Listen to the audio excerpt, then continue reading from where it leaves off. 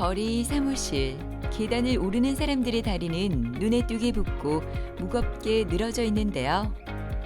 밤이면 쥐가 나고 낮에는 다리가 팽팽하게 당겨 일상조차 버겁습니다. 많은 이들이 이러한 문제를 피곤해서 그렇지 하고 넘기지만 반복되는 부종과 저림은 몸이 보내는 분명한 신호인데요. 지금 여러분의 다리는 건강하십니까? 억측 저리고 발등도 아프고 쥐가 나가지고 잠을 못 자겠어요. 너무 아파가지고. 여름 되면 짧은 거 반바지도 못 입고 쓰레기 버리러 갈래도 반바지 입고 못 나갔어요. 네, 긴 거 입어야 되고. 다리에 나타나는 통증, 부종, 묵직함, 뜨겁거나 시린 감각의 변화는 단순한 피로가 아니라 하지 정맥류가 보내는 초기 신호일 수 있습니다. 이 변화는 시간이 지날수록 서서히, 그러나 꾸준히 악화하는 만성 진행성 질환으로 이어지지만 여전히 수술 후 재발에 대한 불안을 호소하는 분들이 많다고 합니다. 그러나 하지 정맥류의 재발에는 반드시 원인이 존재합니다. 그 원인에 맞는 정확한 진단과 꾸준한 관리가 치료의 결과를 크게 바꿀 수 있다고 하는데요. 오늘은 전희재 원장과 함께 하지정맥 재발과 그 치료법에 대해 자세히 알아보도록 하겠습니다. 이 그림을 좀 보시면 하지정맥류가 뭔지에 대해서 조금 설명을 해드리겠습니다. 까만색 혈관이 말초정맥이고 이게 신부정맥입니다. 가운데가 이해하기 편하시게 지방도로, 고속도로라고 표현을 하겠습니다. 자, 지방도로가 쭉 올라와서 사타구니 근처에서 고속도로를 만나서 합류가 되어서 심장으로 올라가는 그런 흐름을 유지해야 됩니다. 정맥 안에는 이런 판막이라고 하는 문이 달려가 있습니다. 저수지 뚝이라고 생각하시면 됩니다. 이 뚝이 이렇게 생겨 있는데 기능을 해야 됩니다. 어떤 기능이냐 하면 피가 발바닥에서 심장으로 올라갈 때는 문이 열려서 잘 올라가게 하고 내려오는 피가 발생되면 문이 닫히면서 밑으로는 역류가 되지 않게끔 그렇게 잡아주는 체크밸브 역할을 해야 됩니다. 그런데 여러 가지 원인으로 인해서 이 판막이 망가지면 저수지 뚝이 터진 것처럼 터져버리면 피의 흐름이 역류가 됩니다. 그래서 이 역류되는 이 상황이 하지정맥류입니다. 판막이 역류가 되어서 터진 저 혈관을 결국에는 여러 가지 방법을 이용해서 막는 거거든요. 역류가 되지 않게끔 치료를 하는 건데 크게 이야기하면 세 가지로 나눌 수 있습니다. 하나는 그 정맥을 없애버리는 겁니다. 뽑아내는 겁니다. 옛날 수술 방법입니다. 칼을 대서 그걸 뽑아내는 방법. 두 번째는 열성 치료라고 해서 열을 이용해서 그 안에 혈관 내막을 태워서 막는 방법입니다. 보통 우리가 알고 있는 레이저 치료, 고주파 치료, 그것이 열을 이용해서 치료하는 방법이고요. 비열성 치료라고 해서 열성 치료의 단점이 있습니다. 그러니까 뜨겁잖아요. 그러니까 아프거든요. 그래서 그런 단점을 보완하기 위해서 비열성 치료라고 하는 치료 방법들이 개발되어 있습니다. 여러 가지 방법이 있는데 그 환자의 어떤 상태에 따라서 적절히 선택해서 치료하면 될 것 같습니다. 목적은 똑같습니다. 그 역류를 막는 것. 환자분들이 병원에 오셔서 가장 많은 질문이 뭐냐면 수술을 하고 나면 재발을 잘 한다는데 그게 걱정입니다. 그런 게 가장 흔한 질문입니다. 오늘 다루고 싶은 이야기도 재발에 관계되는 이야기인데 왜 재발하느냐? 크게 두 가지로 그렇게 요약을 해 볼게요. 우리가 이거 그림을 이렇게 한번 보십시오. 이해를 돕기 위해서 여기가 신부정맥입니다. 여기가 말초정맥입니다. 고속도로, 지방도로라고 생각하시면 됩니다.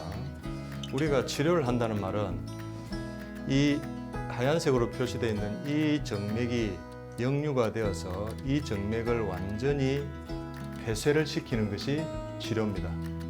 자, 두 번째와 세 번째가 완벽하게 치료가 되지 않아서 피가 올라가다가 옆으로 해서 가지를 통해서 밑으로 새는 것을 보고 있습니다. 보이고 있습니다. 저수지 뚝이 제대로 안 막혔다는 말이죠. 그리 되면 밑으로 중력위에서 또 피는 새게 돼 있습니다. 이게 이제 재발입니다. 두 번째는 여기 보시면 파란색 심부정맥과 노란색 지방도로가 있는데 심부정맥과 그 말초정맥은 연결되어 있습니다. 샛길이라고 보시면 됩니다. 그 샛길이 역류가 되면서 새로 역류가 되면서 정맥 심부정맥의 압력이 거꾸로 말초로 전달이 되면서 새로 역류가 되는 그런 것들이 가장 많은 것 같습니다. 역류가 생기는 그 지점과 위치를 확인하고 그 자리를 다시 제대로 폐쇄를 시키는 것이 치료 방법입니다. 차가운 겨울 공기가 옷깃을 파고들지만 씩씩하게 병원으로 걸어가는 김태영 아버님. 한동안 다리가 무겁고 밤이면 한두 번씩 찾아오는 쥐와 저린 감각 때문에 잠을 설치곤 했던 김태영 아버님은 종아리와 발바닥이 칼로 긋는 듯 아프고 감각까지 둔해져 일상에서 걷는 일조차 점점 부담이 되었습니다. 4년 전 받았던 하지 정맥류 수술이 재발해 이곳에서 고주파 재수술을 받았는데요. 지금 그의 상태는 어떨지 궁금해집니다. 나이 70을 딱 넘어서니까 다리가 좀 지릿하게 아프기 시작해가지고 70 한둘 됐겠네. 밤 되니까 다리가 지가 나고 엄청 저리고 발등도 아프고 그럴 때 쩌릿쩌릿한 기운도 있고 특히 자다가 지가 나가지고 잠을 못 자겠어요. 너무 아파가지고 그래 몇 번 일어나가지고 다리를 잡고 이렇게 이래가지고 주물고 에다가 좀 자고 이래가지고 잠을 못 자니까 사람이 낮에 엄청 피로하고 죽겠는 기라. 그래서 이제 그 다른데 뭐 쑥덤도 해보고 뭐 침도 맞아보고 뭐 한의원에도 가보고 뭐 다른 병원에 가 치료를 해보고 그게 안 되는 기라. 힘들어서 못 견디서 그래서 내가 이제 또 다른 데 좋은 데가 없는가 싶어서 이제 이래 쭉 살펴보고 이렇게 찾아보는 중에 저 가면 좋겠다 싶어서 와서 하니까 꽤 많이 좋아졌습니다. 여기 와서 해가지고. 예. 피가 올라가는 게 파란색입니다. 내려오는 게 빨간색인데 빨간색은 안 보인다, 그지? 이제 제가 수술해 난 자리 왼쪽 밑에 여기 오른쪽 보입니까? 동그란 거 작은 거. 예, 보입니다. 수술한 자리도 지금 빨간색이 보이지 않고 역류가 없습니다. 예. 잘 됐고요. 여기 이제 사타구니부터 쭉 발목까지 전체적으로 쭉 다 봤는데 전혀 역류는 없으시고요. 재발되진 않았고요. 발목 근처에 이제 잔가지들이 조금 보여서 오늘 그것만 경화제 약물 치료만 조금 하고 가시면 될 것 같습니다. 그럼 조금 이따가 좀 기다렸다가 좀 치료를 해드릴게요. 조금 앞에 앉아 계십시오. 고맙습니다.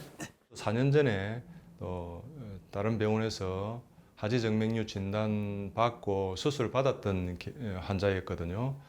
그래서 수술 후에 이제 증상이 좋아져서 지내시다가 최근에 이제 이런 증상이 있어서 내원을 했습니다. 저희들이 초음파 검사를 해보니 이게 그림처럼 이게 지방도로가 고속도로에 붙는 여기서부터 여기까지는 치료가 되어서 막혀 있는데 그 무릎 밑으로는 역류가 다시 발생된 케이스고요. 또 뒤쪽 소복제 정맥 두 개도 폐쇄가 돼 있고 밑에는 또 열려 있고 또 왼쪽 위쪽 뿌리 부분은 다시 열려가 있고 중간은 또 폐쇄가 됐고 밑으로는 다시 또 역류가 있고 이런 이제 재발된 상태로 이제 보고 수술을 했던 케이스입니다. 위쪽은 레이저를 이용해서 수술을 하고요. 밑에 쪽은 고주파를 조금 이용했고요. 그 외의 거는 경화제 치료를 병합해서 치료를 해서 완치가 되었던 케이스입니다. 고주파 수술 후 남아있는 미세혈관이나 잔가지를 정리하기 위해 오늘 경화제 약물 치료를 받는 김태영 아버님. 여기 보시면 동그란 거 보입니까? 저게 이제 오늘 치료할 혈관이거든요. 여기다가 제가 주사 바늘을 찌릅니다. 따끔합니다. 주사 바늘 보입니까? 움직이는 거, 하얀 거. 예, 혈관 안으로 지금 주사 바늘이 들어갔거든요. 저 혈관에다가 이제 경화제라고 하는 약을 주입을 합니다. 저 혈관이 어떻게 변하는지 보십시오. 약이 들어가면 저렇게 하얀색 보입니까? 혈관 따라서 쭉 약이 올라가지. 예, 저러면 저 혈관이 막혀버립니다. 경화제 약물 치료로 문제되는 혈관의 흐름을 바로 잡았다 해도 치료는 그 순간으로 끝나지 않습니다. 시간에 따라 혈관이 어떻게 안정되는지, 정상적인 순환이 잘 유지되고 있는지를 확인하는 과정이 중요한데요. 정기적인 내원 검사는 회복 상태를 점검하고 재발 우려를 미리 살피는 가장 확실한 관리 방법입니다. 이제는 저 새벽에 일어나서 지나는 걸 이제 가서 안 주물러도 되고 이제 또 발이 지리하게 퉁퉁 붓는 부흡기도 이제 많이 빠지고 좋아졌습니다. 이제 발이 이제 많이 안 부어요. 이제 이런 것도 많이 안 발 이제 괜찮다. 저는 이 많이 부는데 약간 붓기가 거의 없어 이제. 완전히 나오면 진짜 아주 낮은 산에 한번 가보고 싶은 게 소원이지. 난 한 200m 된 산이라도 그 산에 안 가도 내 마트에나 내 혼자 그 식품보통이나 사올 수 있고 또 목욕탕이나 혼자서 왔다 갔다 하면 만족합니다. 그 이상 뭘 바라겠습니까? 나가 많은데 이제 나가 이제 80도 안 돼가는데. 7년 전 하지 정맥류 수술 이후에도 다시 다리가 무겁고 붓고 시리고 화끈거리는 통증까지 겹쳐온 우영욱 씨. 튀어나온 다리 혈관과 종아리, 발바닥, 무릎으로 이어지는 통증은 걷는 일조차 조심스럽게 만들었습니다. 재발 진단 후 한 달 전 레이저 수술을 받았는데요. 오늘 수술 후 변화를 확인하기 위해 진료를 기다리고 있습니다.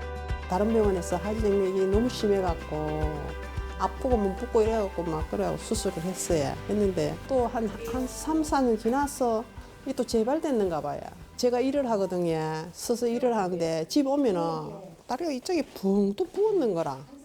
붕 또 붓고 막 아픈 거야. 딱딱한 게 막 풀리고 막 여름 되면 짧은 걸 못, 반바지도 못 입고 쓰레기 버리러 갈래도 반바지 입고 못 나갔어요.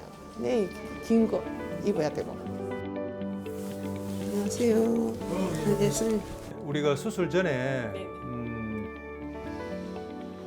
오른쪽 다리가 무겁고 땡땡하고 붓고 진하고 저리고 시리고 다리가 화끈화끈거리고 혈관도 튀어나왔고 종아리도 아프고 발도 아프고 무릎도 아프고 발바닥 감각도 이상하고 그랬죠. 맞아요.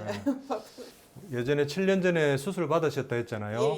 쭉 괜찮다가 언제부터 이런 증상이 생겼어요? 한 3, 4년인가 좀 3, 4년 지나서부터 생겼어요. 예. 하지정맥류는 언제든지 새로 생길 수 있거든요. 새로 생기는 것을 적절하게 그때그때 정리를 안 해주면 자꾸 커져요. 커지고 밑으로 많이 몰리고 그러면서 재발이 되거든요. 그래서 적절한 관리를 못 받으셔서 이렇게 된 거거든요. 자, 오늘 초음파 검사를 한번 해볼게요. 지금 상태가 어떻는지 수술 후에 보입시다. 지금 여기 보시면 빨간색 보이지? 여기 고속도로 정맥이 제가 눌렀다가 파란색이 되었다가 놓으면 빨간색으로 바뀌지? 이거는 피가 밑으로 샌다는 소리입니다. 이게 합병증입니다.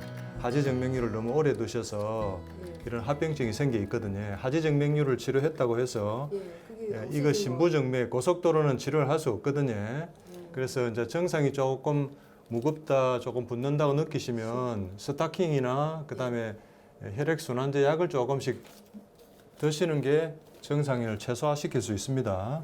예. 이분은 7년 전에 또 다른 병원에서 수술을 받았던 환자입니다. 오른쪽만 수술을 받았었는데요. 이 경우 증상이 좋아졌다가 최근 이제 다시 여러 가지 증상이 많이 나타났습니다. 저희들 병원에 왔을 때의 사진인데요. 겉으로 멀쩡해 보이고 또 뒤쪽에서는 이렇게 혈관이 이렇게 튀어나온 이런 사항들을 보이고 있습니다. 밑으로 내려오는 이 흐름은 올라가는 파란색을 나타내는 거고요. 올라가는 이 흐름은 빨간색, 피가 역류돼서 밑으로 내려온다는 의미입니다. 그래서 4에서 시작된 이 올라가는 흐름들이 1초, 2초, 3초, 4초 이상 지금 역류가 지속되고 있다는 말입니다. 수술한 자리와 다시 재발했던 흐름들이 보이고 있습니다. 왼쪽은 수술을 안 했던 곳인데 그 사이에 7년 사이에 새로 하지정맥류가 진행되었던 케이스입니다. 오른쪽 왼쪽 동시에 치료를 했던 케이스입니다.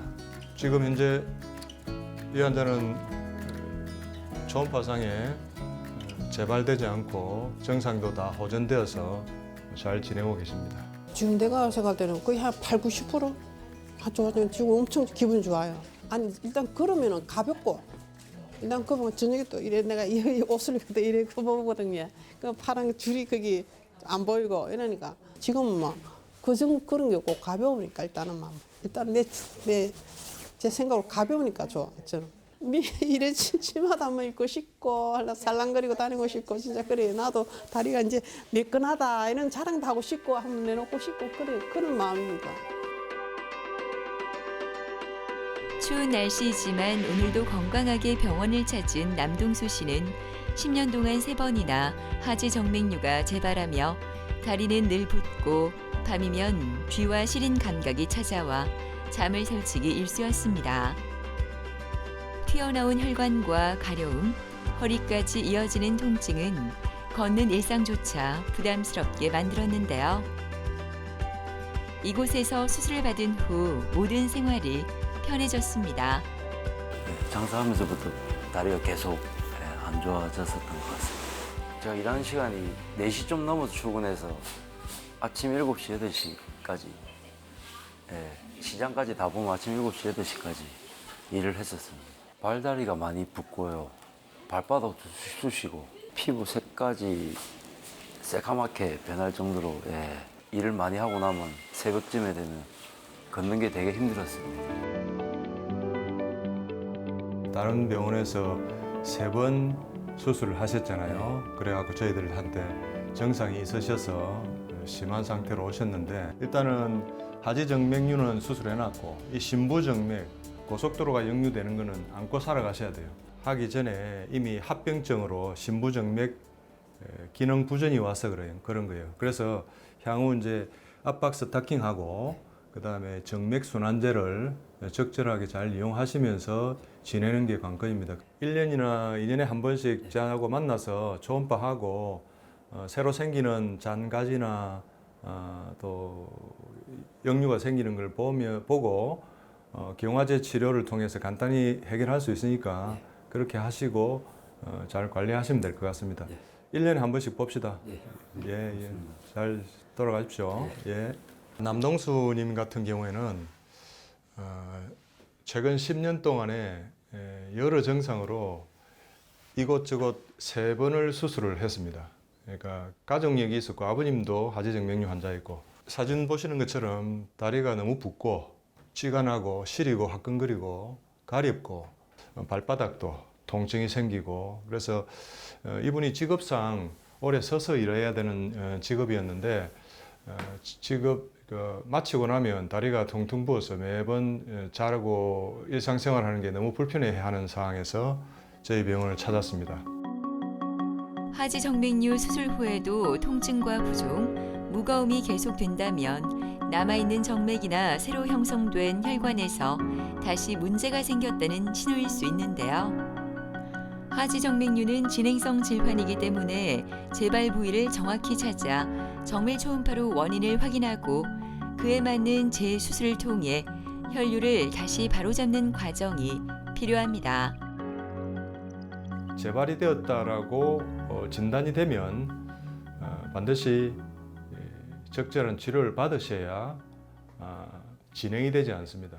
그러니까 정상이 없다고 진단된 하지정맥류를 두게 되면 결국에는 더 흘러내리고 역류가 더 진행이 되고 더 악화되고 결국 정상으로 나타나니까 진단을 적절히 정확하게 받아보시고 진단이 하지정맥류라고 진단이 되면 치료를 해 주시는 것이 장기적인 환자의 건강을 위해서 좋을 것 같습니다. 그래서 남동수 환자분 같은 경우에는 아까 설명드렸듯이 재발된 부위를 확인하고 위쪽 부분은 레이저를 이용해서 접근을 해서 이 부분을 치료를 하고 밑에 부분들은 고주파를 이용해서 하고 그다음에 잔 가지들은 경화제를 치료해서 복합적으로 종합적으로 치료를 했던 케이스입니다. 그래서 이 환자 같은 경우에는 결국 심부정맥의 역류에 의한 그 압력이 밖으로 나오는 잔가지들이 새로 생길 수 있으니 정기적으로 검진을 하면서 새로 생기는 문제는 간단히 경화제로 치료를 할 수 있을 것으로 예상됩니다. 오늘도 가게로 출근한 동수 씨. 어머니와 함께 어묵을 끼우며 준비에 한창인 동수 씨 얼굴엔 예전과는 다른 안정감이 느껴지는데요. 예전에는 오래 서 있는 것조차 힘들었지만 이제는 일하는 게 즐겁기만 합니다. 오늘 병원 갔다 온 건 어떠노? 네, 쌤이 많이 괜찮아졌다고 하네. 그렇구나. 예, 뭐 관리만 잘하면 뭐 그냥 괜찮다고 합니다. 퉁명스럽게 들리지만 사랑이 가득한 어머니의 대답에 동수 씨의 마음도 한결 편안해졌는데요. 오늘도 그는 건강해진 다리 덕분에 하루를 조금 더 자신 있고 여유롭게 시작합니다. 다리에 찌라는 거는 전혀 없었고요. 새벽 늦게까지 장사를 해도 뭐 다리가 되게 좀 가볍고 움직이기가 좀 편해졌습니다. 저희 와이프가 별명이 순빛인데요. 그 10년 동안 제가 다리가 많이 좀 아파가지고 걱정을 많이 끼쳤거든요. 잘 나서갖고 놀러도 많이 다니고 돈도 더 많이 벌어주고 싶습니다. 하지정맥류에 대한 잘못된 편견이 몇 가지가 있는 것 같습니다. 첫 번째는 하지정맥류는 밖으로 튀어나오지 않으면 하지정맥류가 아니다라고 하는 말을 많이 듣습니다. 그래서 환자들이 검사를 하고 난 후에 하지정맥류라고 하면 내가 이렇게 하나도 튀어나온 게 없는데 무슨 하지정맥류란 말입니까? 이런 질문을 많이 받습니다.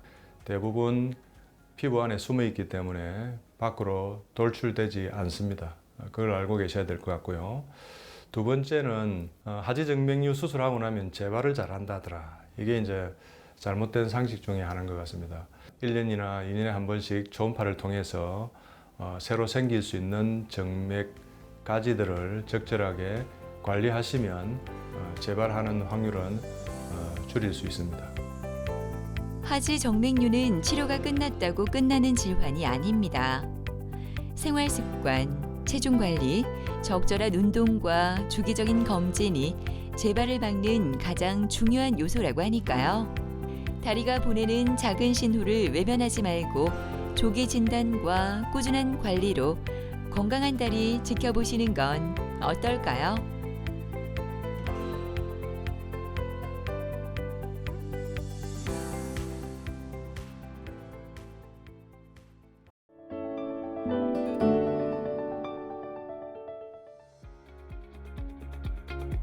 나이가 들면서 자연스럽게 찾아오는 치아 문제. 잇몸이 약해지고 치아가 흔들리거나 빠지면서 식사 시간은 점점 불편해지고 말하는 것조차 조심스러워집니다. 치아의 변화는 단순한 불편함을 넘어 삶의 방식까지 바꾸게 되는데요. 지금 여러분의 치아는 어떠신가요? 썩어서 빠진 것보다는 잇몸이 나쁘기 때문에 다 빠져나가 버렸어요. 그래서 그 이후로 이제 그 틀니를 한 20년 이상 했지.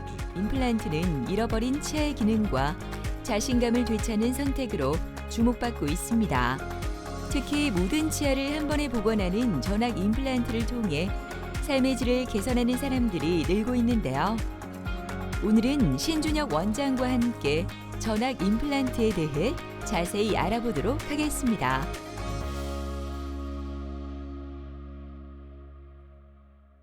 치아가 조금 빼야 될 타이밍을 놓쳐서 너무 이 잇몸이 안 좋은 그 치주염이 심한 상태로 방치가 되어 있는 치아가 오래 있게 되면은 잇몸 뼈까지도 많이 상하게 되어서 임플란트를 하기가 굉장히 어려운, 난이도가 굉장히 올라가는 경우들을 많이 봅니다.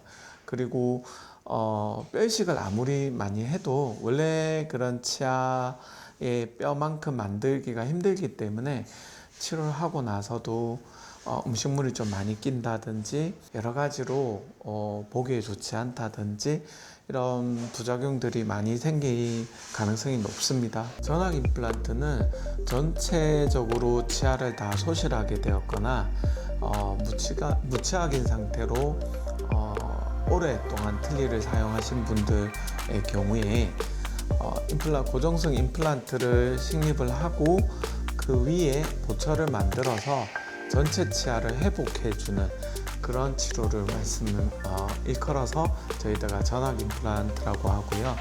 또 그 중에 또 최근에 이제 많이 개발이 된 그런 분야가 우리가 오로넥스라고 하는 분야가 있습니다. 그래서 임플란트를 예전처럼 그렇게 치아 개수만큼 많이 심지 않고 뼈가 많이 없으신 분들을 위해서 최소한으로 임플란트의 개수를 식립을 하고 임플란트 전체를 회복하는 그런 방식까지 나와 있습니다.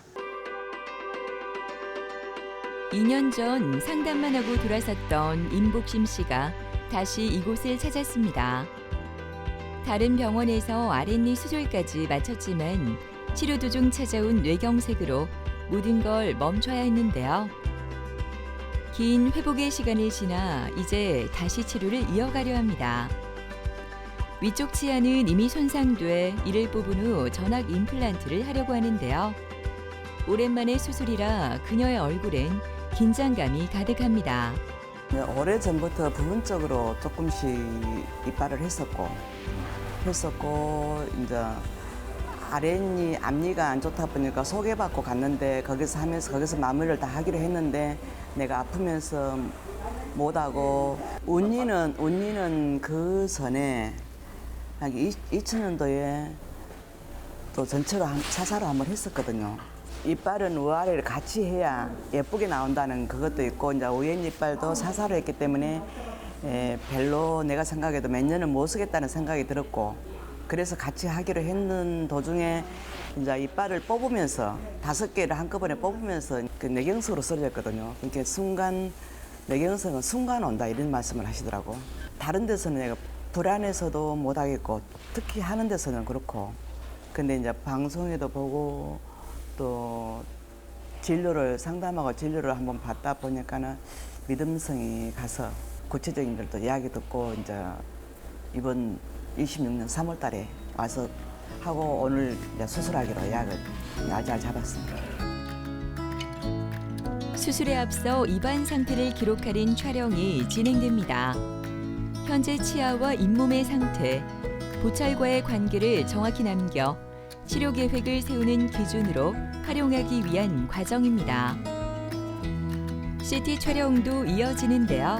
잇몸뼈의 높이와 두께, 신경 위치까지 입체적으로 확인해 안전한 수술 계획을 세우기 위한 과정이 차근차근 진행됩니다.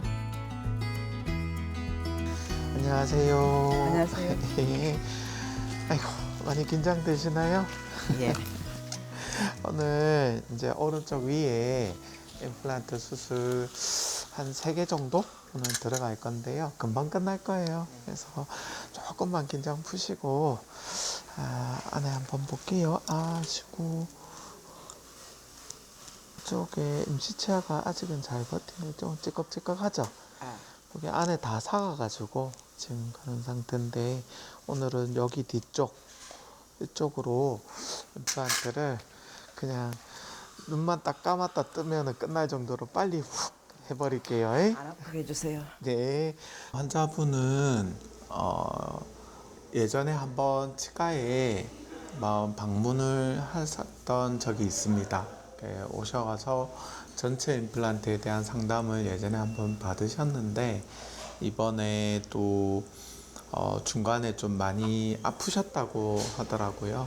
예전보다 앞니가 좀 더 많이 남아있는 치아가 2개가 있는데 더 많이 또 상하고 또 그런 상태가 되어서 발치를 결정하고 임플란트를 예전에 상담했던 대로 전체 임플란트를 말씀을 드렸습니다. 이제 뇌경색이랑 이런 전신 건강이 그렇게 좋지 못하고 또 환자분이 굉장히 치료에 대해서 좀 두려움이 많고 또 공포가 많으신, 치과 공포가 많으신 분이십니다.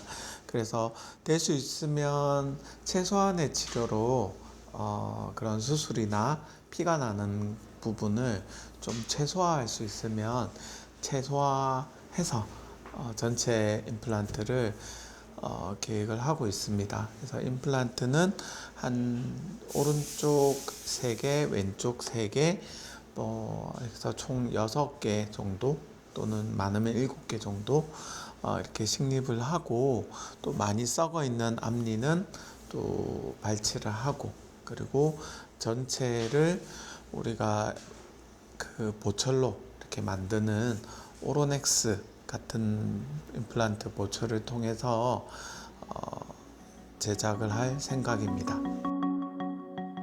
수술이 시작되었습니다. 기능적으로 유지가 어려운 앞니는 발치하고 남아있는 치아 상태와 잇몸뼈 조건을 종합적으로 고려해 임플란트가 들어갈 위치를 하나씩 확보해 나갑니다. 식립된 임플란트 이후 하나의 구조로 연결돼 전체 치아를 지지하는 보철을 완성하게 되는데요. 이른바 오로넥스 방식으로 적은 개수의 임플란트로도 전체 치아 기능을 회복할 수 있는 치료입니다. 눈 한번 떠보세요. 금방 끝났죠? 고생하셨습니다. 제가 엑스레이 한번 찍어보고 수술이 잘 됐나 확인 좀 하겠습니다. 수술 직후 현재 상태를 확인하기 위한 엑스레이 촬영이 진행되는데요. 눈으로 확인할 수 없는 식립 부위의 위치와 간격, 각 임플란트가 계획된 배열 안에서 잘 자리 잡았는지를 살펴보는 과정입니다. 괜찮으세요? 방금 요 엑스레이 찍은 거거든요. 수술은 굉장히 잘 됐고 골질이 굉장히 약해서 사실 치료 기간을 조금 많이 생각을 했었는데 요즘에는 임플란트 요 뼈에 들어가는 나사도 굉장히 많이 발전했어요. 그래서 뼈가 약한데 초기 고정이라고 합니다. 이런 게 잘 되게끔 하는 디자인도 요즘 많이 발전했고 그다음 또 표면 처리도 임플란트 표면에 UV 라이트를 쬐어서 세포 활성을 좀 더 이렇게 활성화시켜서 치료 기간을 단축시키고 이제 그렇게 하는 기술들이 많이 발전했거든요. 그래서 그런 것들을 오늘 임플란트에 적용을 시켰어요.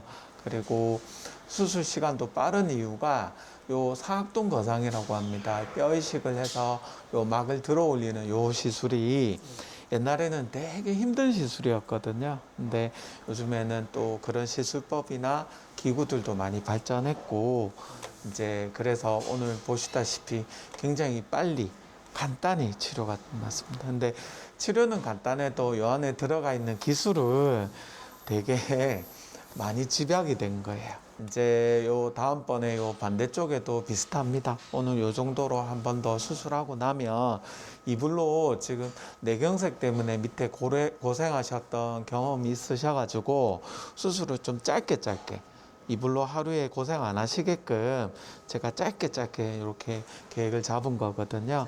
전혀 걱정 마시고 또 오늘 집에서 그래도 집에서 요양하시고 그 다음에 또 여러 가지 몸에 또 무리가 되는 그런 운동은 오늘 하루 이틀 정도는 조금 피하시는 게 좋아요. 일상적인 그런 거는 하셔도 전혀 상관없고 요 다음 진행도 제가 최선을 다해서 옆에서 봐드릴게요. 예, 고생하셨습니다. 네. 수고하셨어요. 처음에 상담할 때도 믿음이 갔지만 그래도 아랫니한테 내가 많이 힘들었기 때문에 조금 걱정도 했었거든요. 근데 걱정했던 것보다 아까 선생님이 괜히 긴장했다라는 말씀하셨는데 그것보다 더 훨씬 마음이 편안하니 좋습니다. 5, 6개월 지나가면 다 마무리가 된다 하는데 그때 되면은 그동안 5년 동안 못 먹었던 거를 좀 마음껏 좀 먹어볼 생각을 지금 하고 있습니다. 전에 아랫니 할 때는 하고 나서도 아프고 그랬는데 지금 약간 마취가 되니까 조금 어둔하긴 하는데 엄청 편안하거든요. 그래서 하고 싶은 거 다 할 수 있지 않나 싶은 생각을 합니다. 씩씩한 발걸음으로 익숙한 듯 치과로 들어가는 이건락 아버님은 이제 이곳이 너무나 편안한 공간입니다. 처음 이곳에 왔을 때는 오래된 임플란트의 불편함으로 몸과 마음이 다 힘든 상태였지만 이젠 모든 게 다 좋아졌는데요. 이제는 편안히 식사하고 웃을 수 있는 삶으로 돌아왔기 때문입니다. 어릴 때 한 30살 때 양념을 먹었다고 그러더라고. 그래서 내가 좀 말렸다. 그리고 여기 보면 목에 뚫린 상처가 있다고. 그러니까 이제 그때 양념을 먹어가지고 완전히 죽었지. 근데 이제 미군 병원에서 그 당시에 6.25 와중이니까 가서 겨우 살렸다고 그러더라고. 그러니까 이게 잇몸이 완전히 녹아버렸잖아요. 중학교 이후로 제대로 일을 가진 적이 없지. 그리고 한 30대 후반부터 한 40대까지 이제 그 당시에는 뭐 치과 그렇게 우리가 뭐 그렇게 뭐 갈 형편 치과가 많지도 않고 갈 형편도 안 됐고 그 여건이 안 됐고 썩어서 빠진 것보다는 잇몸이 나쁘기 때문에 다 빠져나가 버렸어요.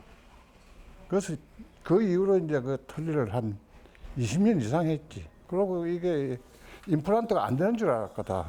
그 잇몸이 없기 때문에. 그리고 딴 병원에서도 임플란트가 안 된다고 얘기했고. 그러니까 막 털리를 해도 거의 안 썼죠. 그럼 제일 불편한 게 밖에 나가면 이놈을 들고 다녀야 되고 이게 끼워놓으면 안 맞아 이게. 이가 워낙 잇몸이 없고 안 맞으니까. 그래서 이제 지금이야 뭐 없어 좋죠.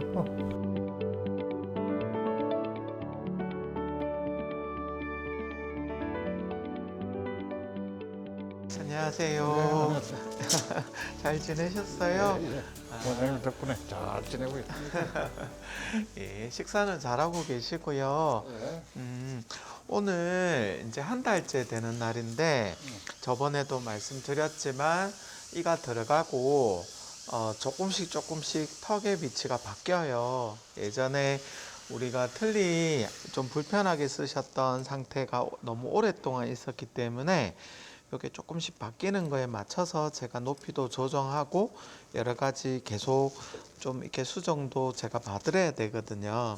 그래서 이런 전학 임플란트 치료할 때 이런 부분이 굉장히 중요합니다. 그래서 제가 오늘 간단히 검사 좀 하고 또 높이도 제가 또 조금씩 수정해 드릴게요. 3개월 뒤에 또 한번 체크하고 그 다음에는 6개월 뒤에 그 다음에는 6개월 단위로 이렇게 체크를 할 겁니다. 근데 중간에 좀 적응이 떨어지면 조금 더 자주 뵐 거고요.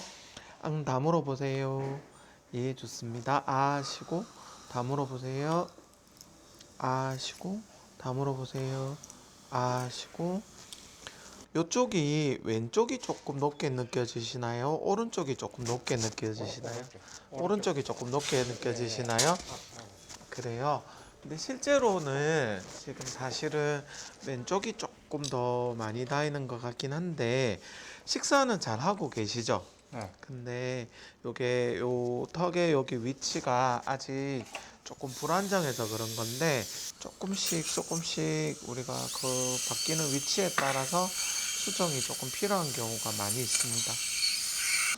이제 치료는 다 마무리됐지만 또 저는 개인적으로 지금부터 이렇게 조금씩 부분 조정해 드리고 하는 것들이 굉장히 치료의 어떤 중요한 과정이라고도 생각을 하거든요. 그래서 또 혹시 또 요래 쓰시다가 보면 요 보철에 또 문제가 파손이 생긴다거나 또 여러 가지 또 수리할 일이 생겼을 때 저희는 또 자체 기공실이 있기 때문에 바로바로 또 대응을 해드릴 수가 있어요. 오늘 이렇게 조정 받으시고 제가 한 3개월 뒤에 또 한번 체크를 할 생각입니다. 그때 오셔서 혹시 그 전이라도 불편한 게 있으시면 또 바로바로 오셔서 말씀 주세요. 예, 좋습니다. 고생하셨고 저번에도 말씀드린 것처럼 식사하시는 거는 주의사항이 없어요. 딱딱한 거, 질긴 거 이런 거 겁먹지 마시고 마음껏 드세요. 괜찮습니다. 막 드셔야 또 요게 턱의 위치나 이런 것들이 자리를 잡아가고 또 그거에 따라서 제가 또 조정해 드리고 그런 것들이 또 필요한 과정이거든요. 그러니까 우리가 그런 것들 뭐 드시고 싶은 음식들은 제한 없이 마음대로 드셔도 됩니다.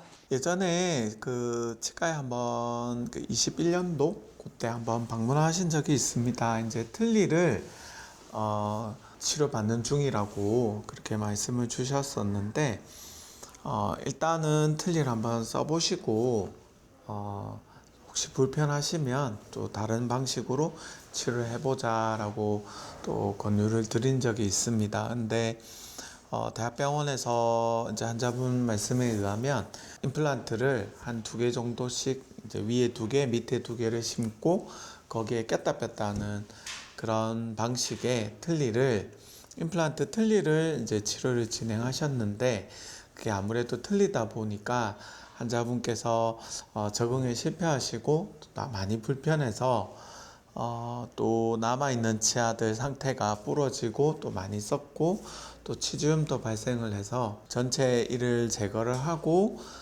전체 임플란트로 고정이 되는 그리고 내 치아처럼 쓸 수 있는 그런 임플란트 치료가 가능한지 또 재차 방문하셔서 상담을 받았었습니다.